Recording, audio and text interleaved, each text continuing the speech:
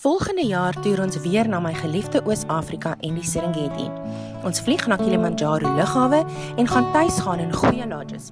Heerlike etes geniet en gemaklik ry in Toyota Land Cruisers wat pas gemaak word vir Oos-Afrika safaris. Daar is ook verskillende 6 tot 10 dag reisprogramme beskikbaar en reisigers kan kies wat hulle sak en dagboek pas. Ek wil graag bietjie meer uitbrei oor die verskillende parke wat ons in 2020 besoek. Maar skakel gerus ook die kantoor en dan gesels ek en beantwoord meer vrae. Van ons toere besoek Amboseli Nasionale Park wat in Kenia geleë is, net noord van die grens met Tanzanië en aan die voetheuwels van berg Kilimanjaro, die hoogste alleenstaande berg ter wêreld en natuurlik die hoogste piek in Afrika.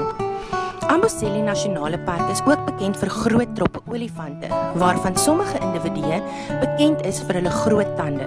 Hierdie olifante vergader graag rondom die vlei lande, waar 2 fonteine gevoed word deur die ondergrondse water wat vanaf Kilimanjaro se yspiek deur vulkaniese rots sypel. Dit is werklik 'n prentjiemooi park en 'n moed vir fotograwe en voëlkykers. Nog 'n moed vir hierdie entoesiaste is Manyara Meer in Tanzanië. Dit is een van die mere van die Groot Skeurvallei en is deur Hemingway beskryf as the loveliest I have seen in Africa. Manyara se plantegroei is heeltemal anders as die van die ander parke wat ons besoek. Dit is meer woudagtig met imposante bome en strome water vanaf die Ngorongoro hooglande. As Tanzanië 'n Italiaan Matthee gehad het, sou sy hier wou gaan skryf. My eie hart roep agter na Ndutu, 'n unieke en minder bekende deel van die Serengeti met kort grasvelde. Hier in die suide van die Serengeti is 2 seisonale mere, Masek en Ndutu. Hierdie mere sorg nie net vir water nie, maar word ook 'n tuiste vir flaminke. Jagluiperds en leeu's volg ook graag die herbivore wat kom water drink en dit kan natuurlik sorg vir 'n skouspel. En wat is dan lekkerder as om saans om die kampvuur te sit en te luister na die naggeluide? Ons luukse tentekamp is net reg hiervoor.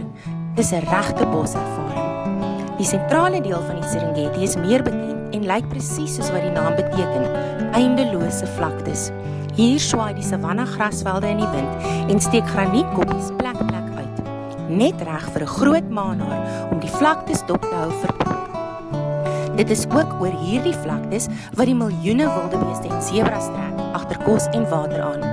Die migrasie is 'n sirkelroete wat nie regtig 'n begin of einde het nie.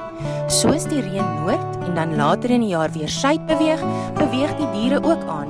Dit bly vir my wonderlik dat ons, deur te kyk waar dit reën, ook 'n baie goeie aanduiding het van waar die migrasie sal wees.